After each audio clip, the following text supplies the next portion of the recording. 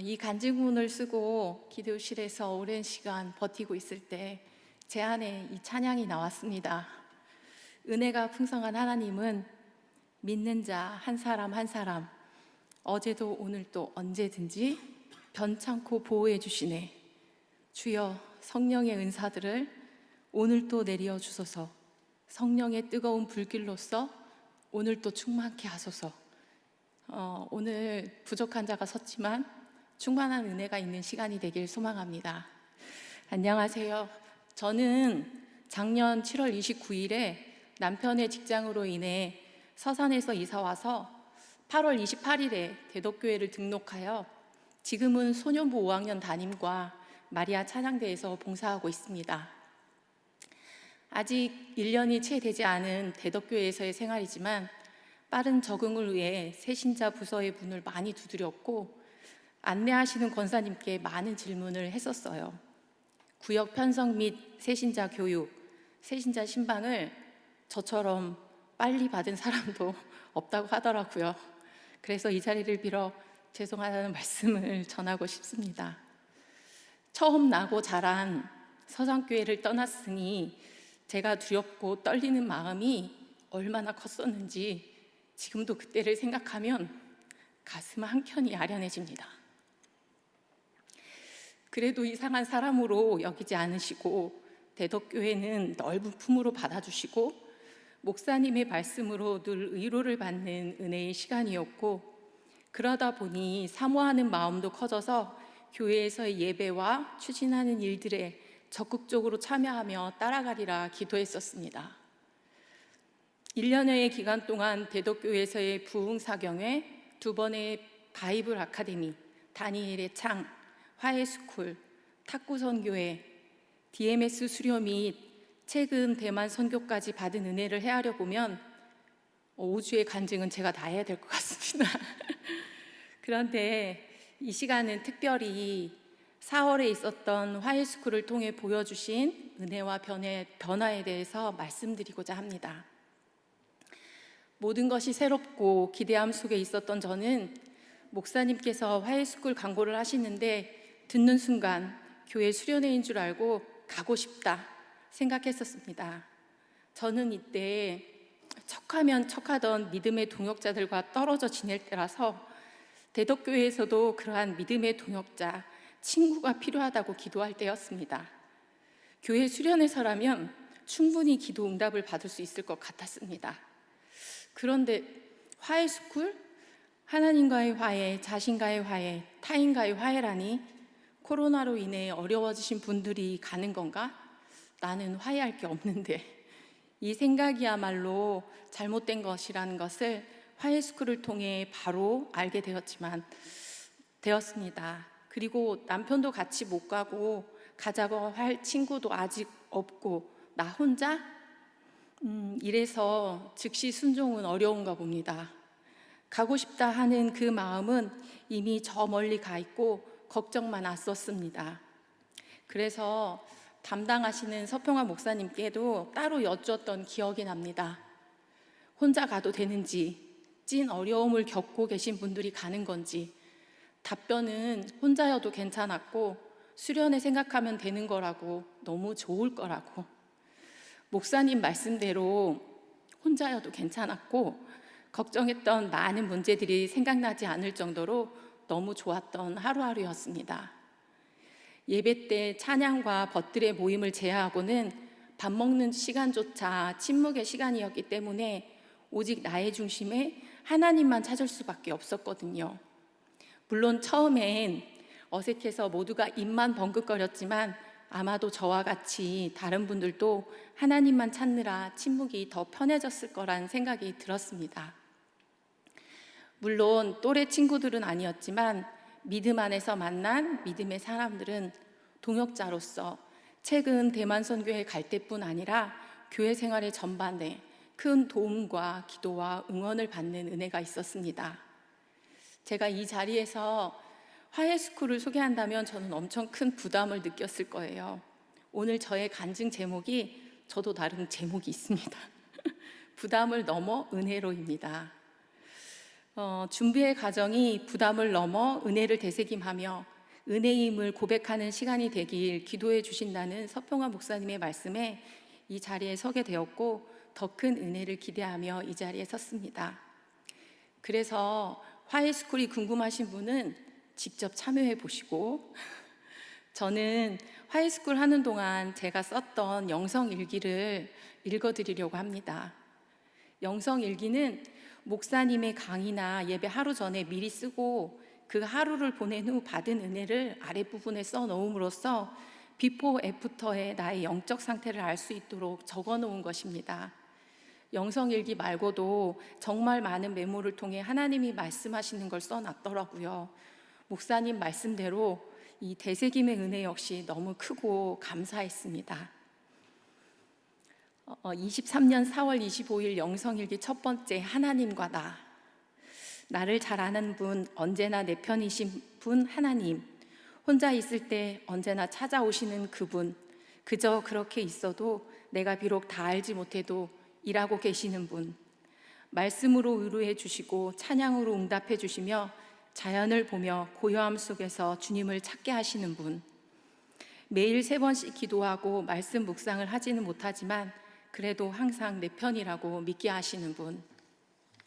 그런데 하나님, 저는 대덕교회 오면서, 아니 여기 대전으로 오게 되면서 저의 생각의 영역이 넓어지고 신기하고 놀라운 이전에 알지 못했던 새로운 영역들을 접하며 하나님이 내게 무슨 일을 이루실까? 어떻게 하시려고 나를 이렇게 두실까? 엄청 기대가 돼요.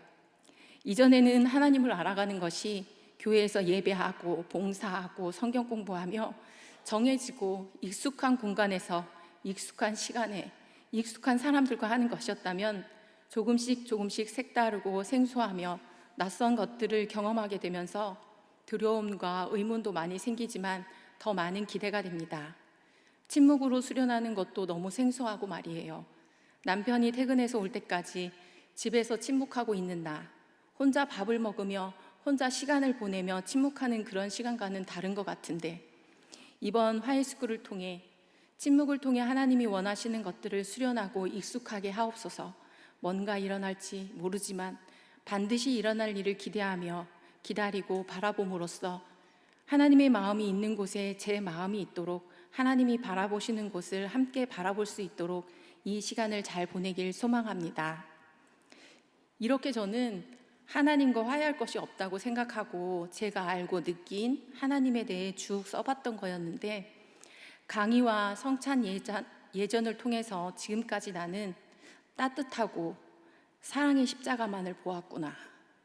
주님의 거친 십자가, 너무나 외롭고 힘들었던 그 십자가를 외면하고 있었구나 라는 생각이 들며 승리의 십자가, 부활의 십자가가 제게 확 와닿았고 예수님의 사랑을 경험하고 화해하는 그런 첫날이었습니다. 그러면서 제가 맨 밑에 이런 다짐을 썼더라고요.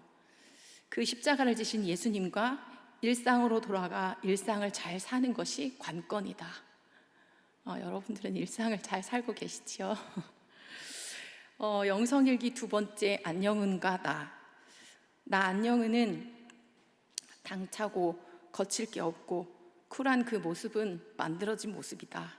하지만 단순한 것은 사실인 것 같다. 있는 모습 그대로를 보여주고 다른 그 무엇도 있는 것, 보이는 것 그대로 믿어버리고 어렵지 않게 생각한다. 단순화시키고 쉽게 시작하지만 이 모습도 역시 나의 진짜는 아닌 것 같다. 손이 크고 나눠주기 좋아하며 한 개보다는 2개를 사고 하고 싶은 것, 먹고 싶은 것, 가고 싶은 것을 잘 참지 못한다. 쉽게 시작하나 끝까지 인내를 가지고 나아가지 못하는 아쉬움이 있다. 욱하고 신랑이 말하는 것은 본심이 아니어도 그대로 듣지 않는 경향이 있다. 그냥 무식한 걸까? 그러나 나는 주님 안에서는 다 할 수 있다. 비록 최고는 아닐지라도 충분히 감당하고 있다고 생각한다. 안녕은처럼 그냥 마무리를 못하는 걸까? 끈기가 없어서? 그래서 나는 항상 주님의 도움이 필요하다. 나는 말투와 첫인상으로 많은 오해를 받는다. 이 모든 게 나의 진정한 모습은 아닌데 타인이 그렇게 느끼고 본다면 분명히 고쳐야 할 점이라고 생각한다. 왜냐하면 나의 모습을 통해 하나님이 욕먹으면 안 되니까 오히려 나의 모습을 통해 하나님께 영광을 돌리고 싶기 때문이다. 이렇게 자기 비하와 한탄이 뒤죽박죽인 이 일기를 쓰고 잠들었을 때 너무 답답하고 우울했던 기억이 납니다.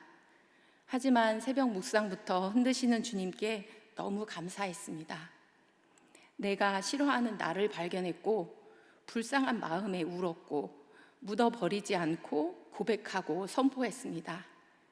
그 후에 찾아오는 평안함은 세례 갱신 예식을 통해 한 번 더 체험하게 하셨습니다. 숨을 참고 물속에 3번 들어감으로써 다른 사람들의 생각과 틀에 대한 두려움이 씻기고 흐르던 눈물도 씻겼습니다.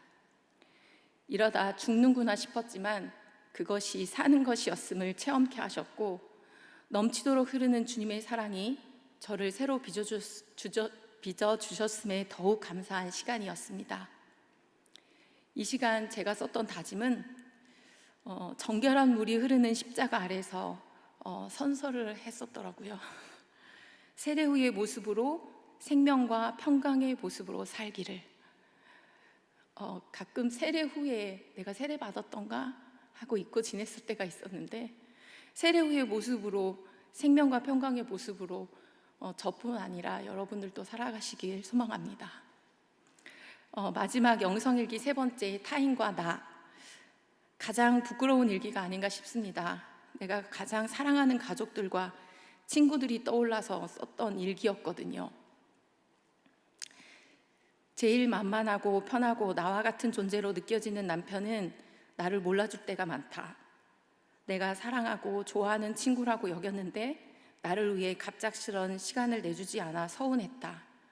아버지, 엄마 잘 모시고 인내하고 순종해야 하는 대상인데 그게 힘들다.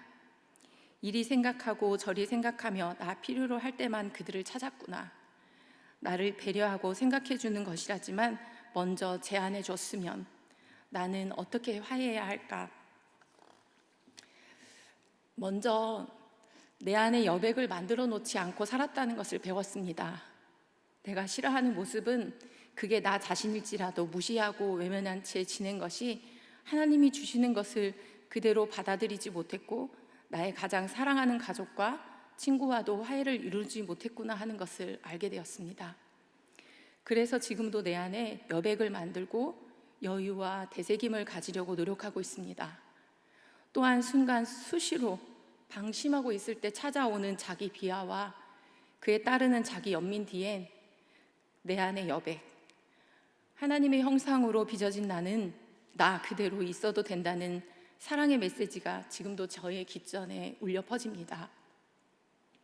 이렇게 화해스쿨은 저의 말도 안 되는 땡깡과 복잡한 심정뿐 아니라 나도 모르게 꼭꼭 숨겨두었던 부분들도 보이게 하셔서 화해하게 하셨고 함께 스텝으로 섬겨주시는 분들을 통해 섬김의 종의 모습이 이런 모습이구나 경험케 하셨고 충분히 사랑받고 너무 평안하고 기쁨이 넘치는 시간이었습니다. 감사합니다. 화해스쿨 이후 다시 찾아보지 않아도 여전히 생각나는 깨달음은 파송 예배 중 일상생활에서의 생활 지침이었습니다. 5가지가 있었는데 그중 첫 번째가 여기서 받은 은혜는 놓고 가라였습니다.